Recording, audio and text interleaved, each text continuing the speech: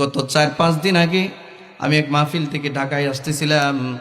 প্রধান বিচারপতির বাসভবনের সামনে দিয়ে যখন যাচ্ছিলাম তখন একটা ছেলে ফোন দিছে, গভীর রাত ফোন দি আবার বলতেছে, কান্না করতেছে, হুজুর 1 মিনিট সময় আপনার কাছে ভিক্ষা চাই, 1 মিনিট সময় আমার একটু সময় দেন, আমি একটু কথা বলতে চাই। বললাম বলেন। সে বলল, হুজুর এই পর্যন্ত আমি অন্তত 350 জেনা করছি। ভাবতে পারেন, সরল স্বীকৃতি দিতেছে সে। 350 বারের উপরে জিনা করেছি, জীবনে বহুবার তওবা করেছি, কেন জানি ফিরতে পারি না। কি করতে পারি আমার একটু বলেন। আমার জন্য কি কোনো ক্ষমার দরজা খোলা আছে? আমি ফিরে আসতে চাই, আমি ভালো হতে চাই, আমার জন্য কোনো মাপ আসেনি। আমি ডাক দিয়া বললাম, বন্ধু 350 উপরে তুমি জিনা করে ফেলেছো, কলিজাটার মধ্যে কি একটু ভয় আসে নাই যে তুমি তোমার রবের সামনে দাঁড়াইবা? বলতে দেরি, ছেলেটার কান্না করতে দেরি হয় নাই, ডোকরায়া কানতেছে, জানি না কোন জায়গা থেকে কান্না করতেছে।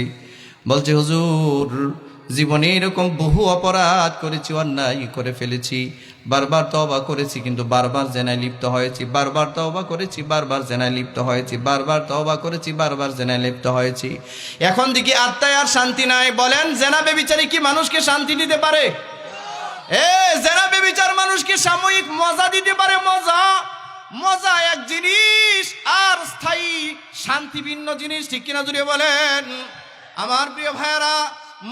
মজা যখন শেষ হয়ে যায় তখন শুধু অশান্তি শুরু হয়। জেনা বেবিচার মানুষকে মজা দিতে পারে, শান্তি দিতে পারে না। যখন একটা মানুষ জেনা থেকে ফারেগ হয়, জেনা করতে যখন যায় সাথে সাথে তার ঈমান তার থেকে চলে যায়। জেনা থেকে ফারেগ হওয়ার পরে আবার ঈমান যখন চলে আসে তার মধ্যে অনুশোচনায় কাজ করে কি করে না। এবার কান্না করতেছে, হুজুর আমার জন্য কোনো রাস্তা আছে কিনা? আমি তো পাগল হয়ে যাচ্ছি, ভিতরে কোনো রকমের শান্তি পাইতেছি না, আমি কোনো খাবার খেতে পারতেছি না, আমি 1 গ্লাস পানি পর্যন্ত পান করতে পারি না, আমি কোথাও বসে থাকতে পারি না, আমি হাঁটতেও পারি না, বসে থাকলে শরীরে জ্বালা পোড়া করে, আমি কোথাও তাকায়াও থাকতে পারি না। অপরাধ প্রবণতা এতটা আমাকে গ্রাস করে ফেলেছে, আমার জন্য কি আছে? কোনো রাস্তা আছে কিনা?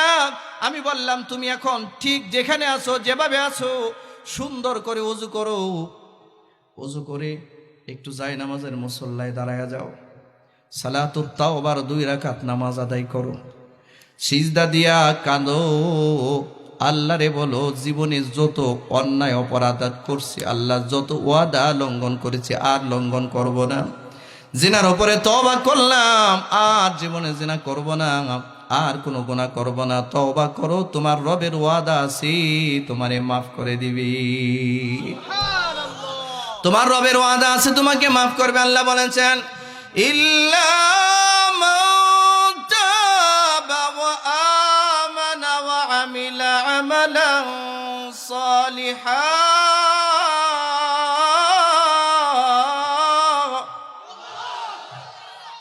আল্লাহ তাআলা বলেন, ইল্লা মান তাবা ওয়া আমানা ওয়া আমিলা আমালান সালিহা। হে বান্দা, যখন কেউ তওবা করে, ঈমান নিয়ে আসে, নেক আমল শুরু করে দেয়, রব্বুল আলামিন বলেন, হে বান্দা আমি রব্বুল আলামিন তোর জিন্দেগীর গুনাহ মাফ করে দেই। ফাউলাইকা ইউবাদদিলুল্লাহু সাইয়্যাতিহিম হাসানাত।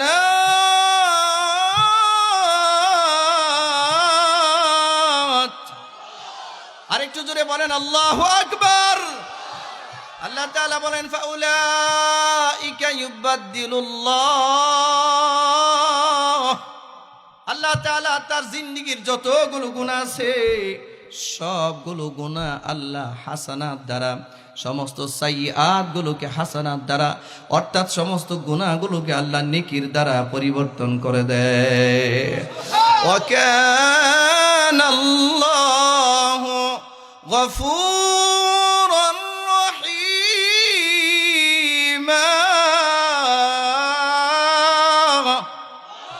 আল্লাহ তাআলা হচ্ছেন গফুর, আল্লাহ হচ্ছেন সবচেয়ে বড় ক্ষমাশীল। ঠিক কিনা জুড়ে বলুন। মা বাবার সামনে সন্তান অপরাধ করলে মাঝে মধ্যে ত্যায্য পুত্র করে দেয়। মা বাবার ডিকশনারির মধ্যে ক্ষমা বলতে শব্দ থাকে না। মাঝে মধ্যে ছাত্রকে শিক্ষক ক্ষমা করতে পারে না। মাঝে মধ্যে বড় ভাই ছোট ভাইকে ক্ষমা করতে পারে না। মাঝে মধ্যে স্বামী স্ত্রীকে ক্ষমা করতে পারে না। মাঝে মধ্যে বন্ধু বন্ধুকে ক্ষমা করতে পারে না। মাঝে মধ্যে ভাই ভাইকে ক্ষমা করতে পারে না। রব্বুল আলামিন বলেন, তোমরা তোমাদেরকে ক্ষমা না করতে পারলেও আমি আল্লাহ জগৎ ভরা গুনাহ নিয়েও যদি আমার দরবারে আমার সামনে কেউ আত্মসমর্পণ করে ফেলে, আমি আল্লাহ তোমার জিন্দেগীর সমস্ত গুনাহগুলো আমি নেক দিয়া পরিবর্তন করে দেই। আমি সব ক্ষমা করে দিই, আমি গাফুর। বলুন, আমাদের পরিচয় আমরা গুনাহগার, আল্লাহর পরিচয় গাফফার। আমাদের পরিচয় কি? জোরে বলেন, এই স্বীকৃতি দিয়ে জবান খুলে বলেন, আমাদের পরিচয় কি? জোরে বলেন, আমাদের পরিচয় কি? আর আল্লাহর পরিচয় কি? আল্লাহর পরিচয় গাফফার। আরে ভাই, জিন্দেগি তো শেষ করে দিয়েছেন, চোখের জ্যোতিগুলো নষ্ট হয়ে গেছে, এখনো পর্যন্ত দোয়া করার একটা ভাষা পর্যন্ত আপনার জানা নাই। আপনি কখনো আল্লাহকে কথা বলতে পারেন না, চিৎকার করতে পারেন না, আল্লাহ আমার পরিচয় আমি হচ্ছে গুনাহগার, আপনার পরিচয় আপনি গাফফার।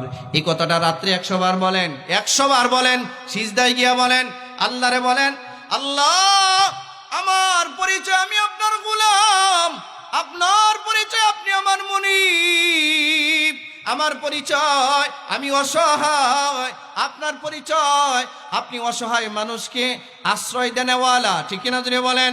আমার পরিচয় আমি গুনাহগার, আপনার পরিচয় আপনি গাফফার। এভাবে বলেন, কান্না করেন। রবের পক্ষ থেকে প্রতিশ্রুতি আছে, আপনার রব আপনাকে ক্ষমা করে দিবেন। আল্লাহর পক্ষ থেকে প্রতিশ্রুতি দেওয়া আছে। বলবেন তো ইনশাআল্লাহ? বলবেন তো? মুসলমান ভাইয়েরা আমার, এই জন্য আল্লাহ তাআলা বলেন, ওয়াকান আল্লাহু গফুরার রহিমা। তুমি আল্লাহকে পাইবা সবসময় গফুর হিসেবে, রহিম হিসেবে, ক্ষমাশীল হিসেবে, দয়াশীল হিসেবে। আল্লাহর মতো ক্ষমা, আল্লাহর মতো দয়া আর কেউ করতে পারে? বলুন, আল্লাহর মতো ক্ষমা, আল্লাহর মতো দয়া আর কেউ করতে পারে? কেউ করতে পারে না। মুসলমান ভাইয়েরা আমার, এই জন্য খেয়াল রাখবেন, জিন্দেগীর গুনার উপরে ফিরে এসে সিজদায় পড়ে 2 রাকাত সালাতুত তাওবা নামাজ আদায় করে একটা মানুষ যদি আল্লাহর কাছে চোখের পানি ছেড়ে দেয় আর যদি কান্না শুরু করে দেয়, মালিক জীবনে যত গুনাহ করেছি সব গুনাহ না বুঝে করেছি, শয়তানের ধোঁকার মধ্যে পড়ে করেছি, আল্লাহ বুঝতে পারি নাই, এখন বুঝতে পেরেছি, তওবা করলাম, আপনি আমার জিন্দেগীর গুনাহগুলো মাফ করে দেন। আল্লাহর ওয়াদা আছে, বান্দার তওবা আল্লাহ কবুল করবে। আমি ওই জেনাখোর যুবকটারে ডাক দিয়া বললাম, ভাই আমার, তুমি এই মুহূর্তে তওবার নামাজ পড়ো 2 রাকাত, সিজদায় পড়ে কান্নাকাটি করো, বেশি বেশি ইস্তেগফার পড়ো, আর কখনো এই গুনার কল্পনাও করবা না বলে আল্লাহর কাছে ওয়াদা দাও। তুমি নিরাশ হয় না, দেখবা তোমার যে শরীর জ্বলতেছে জ্বলা পুরা বন্ধ হয়ে যাবে। যাও নামাজে দাঁড়াও। হয়তো যুবক সাথে সাথে নামাজে দাঁড়ায় গেছে, দাঁড়ায়া আল্লাহর কাছে হয়তো কান্নাকাটি করছে। আমিও দোয়া করি, আপনার কাছে দোয়া চাই, আপনারা এই যুবকটার জন্য দোয়া করবেন, আল্লাহ যেন তার জিন্দেগীর গুনাহ মাফ করে দেয়। আমার প্রিয় ভাইয়েরা, মনে রাখবেন, জীবনে যদি একবার গুনার কোনো কলঙ্কের দাগ গায়ের মধ্যে লেগে যায়, এটা সরানো বড় মুশকিল। বন্ধু, গুনাহ করলে হিসাব করে করতে হবে, জিন্দেগি হিসাব করে চালাতে হবে। মনে রাখবেন, আপনার আমার আমলের হিসাব কিতাবটা আল্লাহ হাশরের মাঠে আপনাকে আমাকে বুঝাই দিবেন। আল্লাহ তাআলা বলেন, ফাআম্মা মান উতিয়া কিতাবাহু বিয়ামিনিহি, একদল মানুষকে কিতাব অর্থাৎ আমলনামা তার ডান হাতের মধ্যে দিয়ে দেওয়া হবে। কোন হাতে? জোরে বলুন। ডান হাতে আমলনামা দিবে। কারে? সুদখোর রে, ঘুষখোর রে, জেনাখোর রে, কারে দিবে? নেককার নেককার নেককার মানুষ, ঠিক কিনা জোরে বলেন। নেককার মানুষের আমলনামা ডান হাতে বুঝাই দিবে।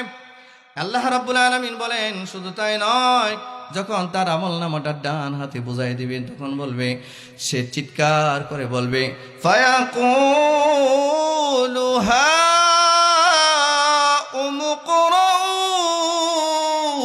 কিতাবিয়া।